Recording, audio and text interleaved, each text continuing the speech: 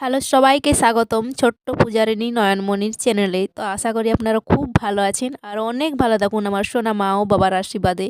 তো দেখুন, এটা হচ্ছে মা সরস্বতীর প্রতিমা। আমার বাবা এখানে বানিয়েছে। আপনাদের যদি কারো দরকার হয় তাহলে বুকিং করবেন। আমরা বুকিং অনুযায়ী সেলিং হবে। এখানে অনেকগুলোই বুকিং হয়েছে, প্রায় 30 থেকে 40টা বুকিং হয়ে গেছে আগের থেকে। তো দেখুন, এই ভিডিওটা করার মানে হচ্ছে, যখন আমার বোন লাইভে আসে তখন অনেকেই বাজে বাজে কমেন্ট করে, আরে ভালো করে পুজো কর না, তারপর ভিডিও বানাবি। তো দেখুন, আপনাদেরকেই বলছি, আমার বোনই ভিডিও বানায় মাকে প্রচার করার জন্য।